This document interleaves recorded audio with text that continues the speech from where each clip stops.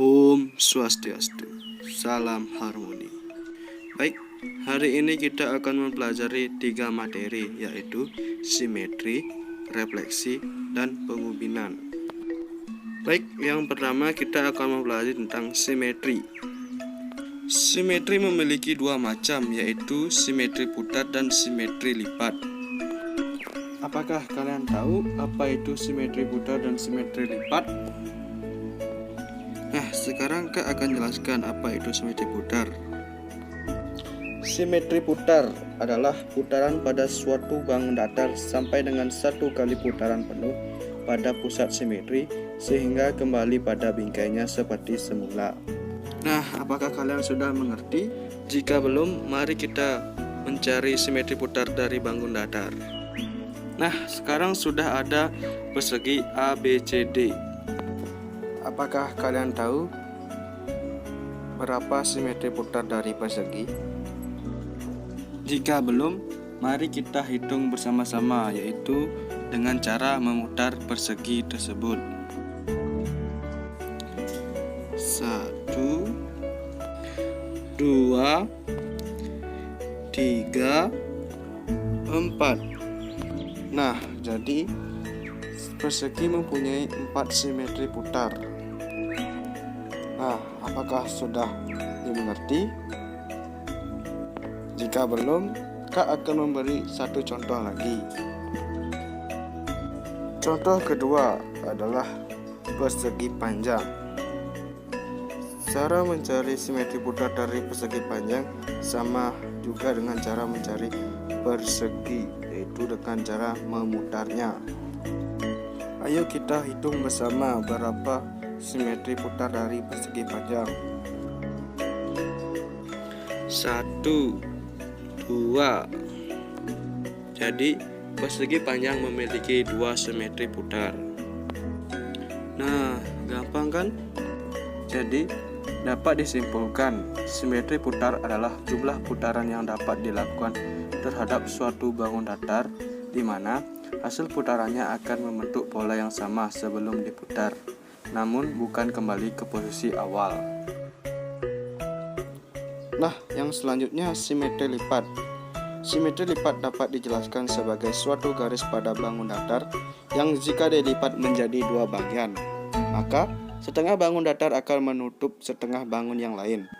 Banyaknya simetri lipat sama dengan banyaknya sumbu simetri pada bangun itu. Contoh.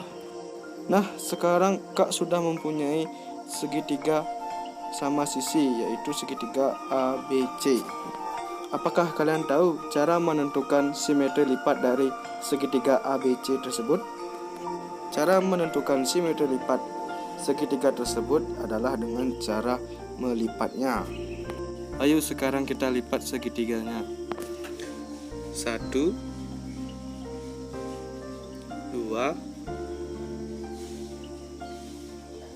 3. Jadi, banyak simetri lipat yang dimiliki segitiga sama sisi adalah 3. Apakah kalian tahu titik-titik hitam itu disebut apa? Titik-titik hitam itu disebut dengan sumbu simetri. Apakah kalian tahu apa itu sumbu simetri?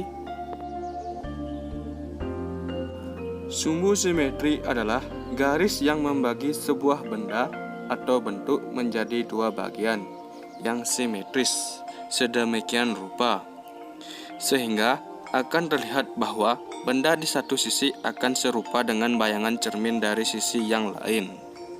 Nah, apakah kalian sudah mengerti? Jika belum, Kak akan memberi 1 contoh lagi. Contoh yang kedua yaitu persegi panjang. Kira-kira berapakah simetri lipat yang dimiliki persegi panjang? Nah, sekarang coba kita hitung bersama-sama. 1, 2. Jadi, persegi panjang memiliki 2 simetri lipat. Nah, gampang kan? Jadi, dapat disimpulkan simetri lipat adalah jumlah lipatan yang dapat dibentuk oleh suatu bidang datar menjadi 2 bagian yang sama besar. Garis yang membagi suatu bangun menjadi dua bagian yang kongruen disebut garis simetri atau sumbu simetri. Refleksi atau pencerminan memiliki sifat sebagai berikut. Posisi benda dengan bayangan berlawanan. Yang kedua, besar benda sama dengan besar bayangannya. Yang ketiga, tinggi dan panjang bayangan sama dengan tinggi panjang benda. Yang keempat, jarak antara benda ke cermin sama dengan jarak antara cermin ke bayangan. Nah, apakah sudah bisa dimengerti? Jika belum, mari kita belajar bersama-sama dengan menggunakan contoh sebagai berikut. Contoh, posisi benda dengan bayangan berlawanan. Artinya, posisi benda dengan bayangan harus berlawanan. Nah, sekarang sudah ada dua segitiga, yaitu segitiga yang berwarna merah dan yang berwarna kuning. Segitiga ABC disebut dengan benda, sedangkan bayangannya disebut dengan aksen. Misalkan sudut A di bayangan disebut dengan A aksen, dan B di bayangan disebut dengan B aksen, dan C disebut dengan C aksen. Nah, menurut kalian dari kedua segitiga tersebut manakah segitiga yang berlawanan? Ya, benar, segitiga yang berwarna merah, segitiga yang berlawanan. Itu merupakan salah satu sifat dari refleksi atau pencerminan, yaitu posisinya berlawanan. Nah, contoh yang kedua. Tinggi dan panjang bayangan sama dengan tinggi dengan panjang benda. Maksudnya, tinggi dan panjangnya harus sama. Nah, sekarang kita coba hitung pencerminan dari segitiga siku-siku tersebut. Nah, yang pertama, kita hitung dulu tinggi dari segitiga siku-siku tersebut. Apakah sama atau tidak? 1, 2, 3. Nah, ternyata tinggi dari benda tersebut adalah 3 kotak. Sekarang kita hitung bayangannya. 1, 2, 3. Nah, bayangannya juga tingginya 3 kotak, jadi sama antara benda dan bayangannya. Nah, sekarang kita coba hitung dari panjangnya. 1, 2. Dan bayangannya 1, 2. Ternyata panjang dari benda dan bayangan juga sama. Nah, itu tadi merupakan salah satu sifat dari refleksi, yaitu memiliki panjang dan tinggi yang sama antara benda dan bayangan.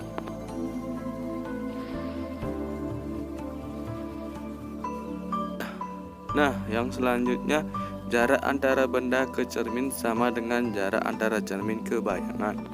Nah, sekarang kita coba hitung antara jarak benda ke cermin dan jarak antara cermin ke bayangan. 1 dan 1. 1 dan 1. 1 dan 1.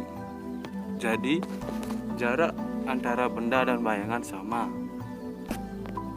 Nah, ini merupakan salah satu sifat dari refleksi atau pencerminan, yaitu jarak antara benda ke cermin sama dengan jarak antara cermin ke bayangan.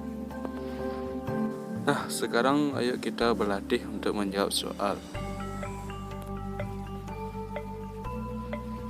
Nah, menurut kalian manakah refleksi atau pencerminan yang benar? Mari kita belajar bersama. Coba kita lihat pencerminan yang pertama, yaitu segitiga siku-siku yang berwarna merah. Yang pertama, apakah posisinya berlawanan? Tidak, jadi segitiga ini tidak termasuk pencerminan. Nah, contoh yang kedua, apakah pencerminan? Tidak, karena posisi dan ukuran bayangan beda dengan benda. Jadi ini tidak termasuk dengan pencerminan. Nah, yang contoh selanjutnya, menurut kalian apakah ini disebut dengan pencerminan?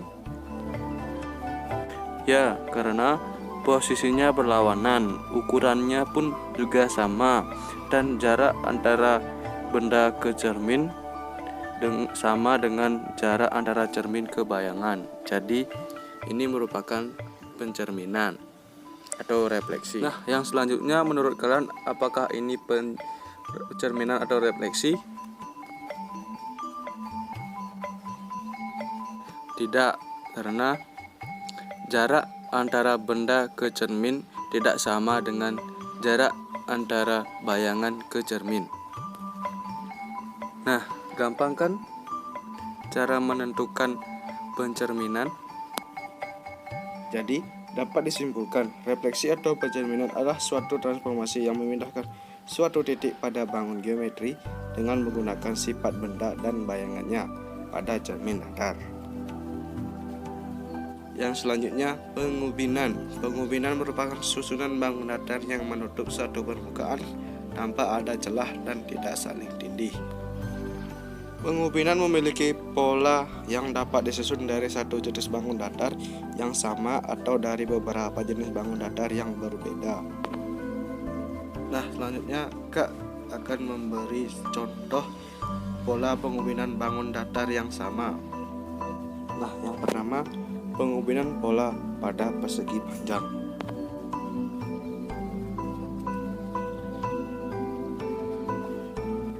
Nah, inilah yang disebut dengan pola pengubinan persegi panjang yang tidak memiliki celah dan tidak saling tindih. Nah, apakah kalian tahu contoh yang kedua tersusun dari bangun datar apa? Ya, segitiga. Jadi, kedua contoh ini merupakan pola pengubinan bangun datar yang sama. Nah, yang selanjutnya Kak akan memberi contoh pola pengubinan bangun datar yang berbeda.